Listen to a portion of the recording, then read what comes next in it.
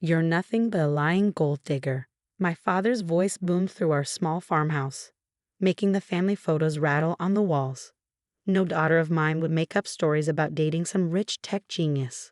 My name is Emma Sullivan, and at 24, I stood in my childhood home, watching my entire family turn against me. My mother sat at the kitchen table, her hands wrapped around her untouched coffee, refusing to meet my eyes. My younger sister Amanda smirked from the corner, probably feeling satisfied that her rumors had finally hit their mark.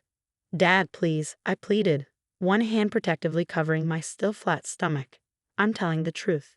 James and I met at the tech conference in San Francisco where I was presenting my research. We've been dating for 8 months." 8 months? Amanda scoffed. "And none of us have met him. No photos. No proof. How convenient." The truth was James Chen had wanted to keep our relationship private. As the founder of Quantum Tech, one of Silicon Valley's fastest-growing companies, his life was constantly under scrutiny. We'd agreed to keep things quiet until after the merger he was working on. Only now, with a baby on the way, everything had changed. "I have proof," I said quietly, reaching for my phone. "I can call him." My father snatched the phone from my hand, throwing it against the wall. I watched it shatter, just like my family's trust in me. "The only thing you have proof of is how far you'll go to cover up your shame," he spat. "First you waste your engineering degree working on some secret project instead of taking the teaching job we found you. And now this fantasy about dating a billionaire." I touched my stomach again, thinking of the ultrasound picture tucked safely in my purse. James didn't even know about the baby yet. I'd only found out 3 days ago. I come home to share the news with my family first, hoping their joy would help me figure out how to tell him. Instead, Amanda's lies about me trying to scam rich men had poisoned everyone against me. "Get out," my father said, his voice cold. "Pack your things and leave. I won't have a con artist living under my roof." "Mom?" I turned to her, hoping for support. She'd always been the reasonable one, the one who encouraged my love of engineering and technology. She finally looked up, her eyes full of disappointment. "Maybe some time away would be good for you, Emma, until you're ready to tell us the truth." I felt the floor drop out from under me. Even my mother believed the lies. An hour later, I stood on the porch with a single suitcase, watching my father lock the door behind me. Through the window, I could see Amanda hugging our mother, playing the role of the supportive daughter while I was cast as the family disgrace. My hand shook as I pulled out my backup phone, the one James had insisted I keep for emergencies. I never thought I'd need it because of my own family. "Emma?" James answered on the first ring. "I thought we were meeting tomorrow in San Francisco." "James," I whispered, trying to keep my voice steady. "I need you." 3 hours later, I sat in his private jet, watching the clouds pass beneath us. James held my hand, his thumb running soothingly over my knuckles as I told him everything. About the baby, about Amanda's lies, about my family's reaction. "I'll destroy them," he said quietly, his usual calm demeanor cracking. "No one treats my wife this way." Wife. The word made me look down at the simple gold band he'd slipped on my finger an hour ago after I'd told him about the baby. It wasn't the proposal either of us had planned, but sitting in his jet, flying away from my old life toward our future, it felt right. "No," I said, squeezing his hand. "No destroying. They're still my family, even if they don't believe in me right now." James studied my face, his brilliant mind probably running through scenarios and solutions like he did with his tech problems. "Then what do you want to do?" I thought about Amanda's smug face, my father's anger, my mother's silence. "I want to give them time," I said finally. "Time to realize what they've done, what they've lost. And when they do," James prompted, a small smile playing at his lips. "When they do, we'll be ready to show them exactly who I am, who we are." He pulled me closer, his hand resting protectively over our growing child. 6 months, he said. "The merger will be complete, and there will be no more need for privacy. The world will know about us, about our baby." I nodded, closing my eyes and letting his strength support me. In 6 months, my family would learn the truth, not just about James and the baby, but about the secret project I'd been working on. The quantum computing breakthrough that would revolutionize the industry. The real reason James and I had met at that conference. They'd learn that while they were believing lies about me being a gold digger, I was actually helping build the future. 6 months, I agreed, my hand joining his over our child. Let them live with their choice until then. As the jet carried us toward San Francisco, toward our future, I couldn't help but smile. Sometimes the best revenge isn't about getting even. It's about rising so high that those who push you down have to crane their necks just to see how far you've gone. 6 months passed like a whirlwind.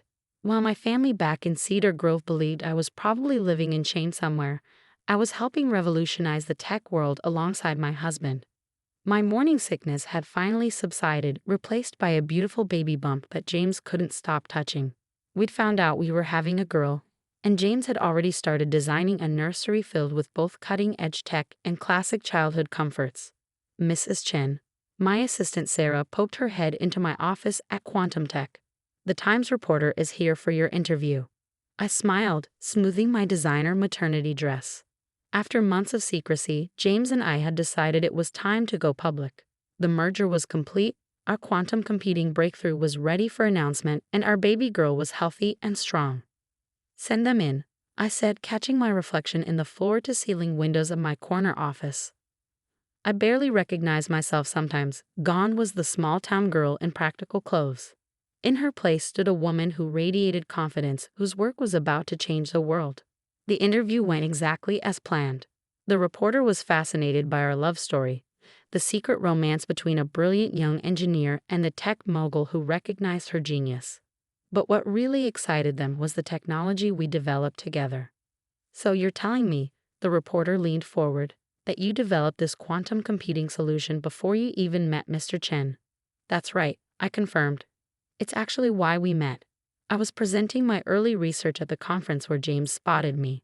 He understood immediately what I was trying to achieve. And now Quantum Tech is about to launch the most advanced computing system in history, with you as the lead developer." I nodded, one hand resting on my bump. Sometimes the best partnerships are both professional and personal. After the reporter left, James came into my office, his face glowing with pride. "The article comes out tomorrow," he said, wrapping his arms around me from behind. "Are you ready for everyone to know?" I thought about my family, about how they would react when they saw the headlines. More than ready. That evening, as we sat in our penthouse overlooking the bay, I scrolled through my phone. Amanda had been posting regularly about her perfect life in Cedar Grove, her job at the local school, her involvement in community events, her endless praise of our parents. "Your sister's going to have quite a shock tomorrow," James commented, reading over my shoulder. Just then, my phone buzzed with a text from my mother, the first contact in 6 months. "I saw your name mentioned in an article preview. What have you done now?" The accusation in those words made my heart ache, but I didn't respond. Tomorrow, she would know exactly what I'd done. The next morning, every major news outlet carried the story. Tech power couple revolutionizes computing. Silicon Valley's James Chen and wife, Emma Sullivan Chen, announced breakthrough technology. The articles detail everything: my engineering background, our romance, the technology we developed, and yes, our expected baby girl. Photos showed us in our offices, at tech events, and at our intimate wedding ceremony 3 months ago. My phone exploded with notifications. Old friends from Cedar Grove sharing the articles in disbelief. Former classmates suddenly remembering they'd always believed in me. And finally, a flood of messages from my family. "Amanda, this has to be fake. You're lying again." "Dad, Emma, call us immediately." "Mom, please come home. We need to talk." I showed the messages to James, who had already received calls from my parents at his office. "What do you want to do?" he asked, always supporting my decisions when it came to my family. I said slowly, "it's time to show them exactly what they threw away." I drafted a simple response and sent it to all of them. "I'm presenting our new technology at the Silicon Valley Tech Summit next week. If you want the truth, you're welcome to attend." James raised an eyebrow. "The summit where every major tech leader and journalist will be present? Where you're giving the keynote speech?" I smiled, feeling our daughter kick as if in agreement. What better way to show them who I really am? "They don't deserve you," James said softly, pulling me close. "No," I agreed, "but I'm not doing this for them. I'm doing it for her." I patted my bump. "So she knows that her mother never let anyone's lies define her." That night, as James slept beside me, I looked out at the city lights and thought about how far I come from that day on my parents' porch. and trying to shame me, my family had actually set me free. Free to fully embrace my potential. Free to build a life with a man who saw my true worth. Free to create something that would change the world. Next week, they would see it all. Not just in headlines or photos, but in person. They would watch me walk onto that stage, 7 months pregnant, and demonstrate the technology I'd helped create. And maybe then, they'd understand what they'd lost the day they chose gossip over truth. The Silicon Valley Tech Summit was packed with industry leaders, journalists, and tech enthusiasts. I stood backstage, adjusting my microphone, when Sarah rushed up to me. "They're here," she whispered. "Your family just arrived." I seated them in the third row, as requested. I nodded, my hand instinctively moving to my stomach. Our daughter was particularly active today, as if she knew this was an important moment. Through the curtain I could see them, my father in his best suit, looking uncomfortable among the tech elite, my mother clutching her purse nervously, and Amanda, her face a mixture of disbelief and barely concealed envy. James appeared beside me, handsome in his tailored suit. "Ready to show them what a gold digger can do?" he asked with a knowing smile. "More than ready," I replied, squeezing his hand. The announcer's voice boomed through the auditorium. "Please welcome to the stage the Chief Innovation Officer of Quantum Tech and the pioneer behind quantum neural mapping, Emma Sullivan Chen." The applause was thunderous as I walked out, my pregnancy visible and proud in my designer dress. I caught my mother's sharp intake of breath, saw my father's eyes widen, and noticed Amanda's mouth fall open. "Good morning," I began, my voice strong and clear. "Today, we're not just launching a new technology. We're revolutionizing how computers think, learn, and interact with human consciousness." For the next 30 minutes, I commanded the stage, explaining complex technology in ways that captivated the audience. I demonstrated how our quantum neural mapping could process data millions of times faster than traditional computing, while using only a fraction of the energy. "This isn't just theoretical," I continued, pulling up our test results. "We've already implemented this technology in medical research, climate modeling, and artificial intelligence applications, and this is just the beginning." Throughout my presentation, I never directly looked at my family, but I could feel their stares. This wasn't the Emma they knew, the quiet girl they dismissed, the daughter they'd thrown out. This was Emma Sullivan Chen, tech innovator and soon-to-be mother, standing confidently before the world's leading minds. After my demonstration, the audience erupted in applause. James joined me on stage for the Q&A session, his hand proudly resting on my lower back. We fielded questions about the technology, our partnership, and our vision for the future. A reporter stood up. "Mrs. Sullivan Chen, you developed the initial concept for this technology before joining Quantum Tech. What drove you to pursue such an ambitious project?" I smiled, finally allowing myself to look directly at my family. "I believe in pursuing truth, even when others doubt you. Sometimes the people closest to you won't understand your vision, but that doesn't make it any less valid." The press conference that followed was a blur of cameras and questions. Through it all, I could see my family waiting at the edges of the crowd, looking increasingly uncomfortable as they realized just how wrong they'd been. Finally, as the crowd thinned, they approached. My father spoke first, his voice gruff with emotion. "Emma, we had no idea." "No," I agreed calmly, "you didn't, because you chose not to believe in me." "Sweetheart," my mother stepped forward, tears in her eyes. "We're so sorry. If we'd known." "That's just it," I interrupted gently. "You shouldn't have needed to know about James or this technology to trust your daughter. You should have believed in me because I'd never given you a reason not to." Amanda stood slightly behind them, her face red. I shouldn't have spread those rumors," she admitted quietly. "No, you shouldn't have," James said, joining us. "Your lies could have cost the world an incredible breakthrough. Fortunately, your sister is stronger than your attempts to break her." My father looked at James, then at my pregnant belly, shame evident in his expression. "Can you ever forgive us?"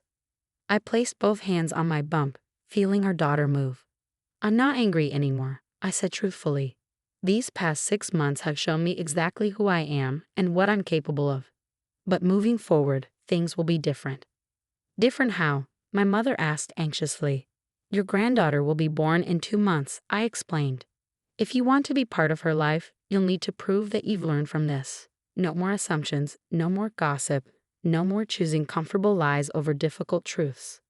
They nodded eagerly, desperately, but I wasn't finished. And Amanda. I turned to my sister. You'll need to understand that success isn't a competition. Your lies didn't hurt my career or my relationship. They only showed your own insecurities. Later that evening, James and I sat in our favorite spot in our penthouse, watching the sunset over the bay. The day's events had been exhausting but cathartic. Do you think they really understood? James asked, his hand gentle on my stomach. I smiled, thinking about my family's faces as they'd watched me on stage. I think they finally saw me, really saw me, for the first time. And our daughter, he asked softly. What do you want her to learn from all this? That her worth isn't determined by other people's beliefs, I said firmly. That the truth always comes out. And that sometimes being pushed away from where you were can lead you exactly where you're meant to be. Our daughter kicked, as if in agreement, and we laughed, looking forward to the future we'd built, not despite my family's rejection, but because of it.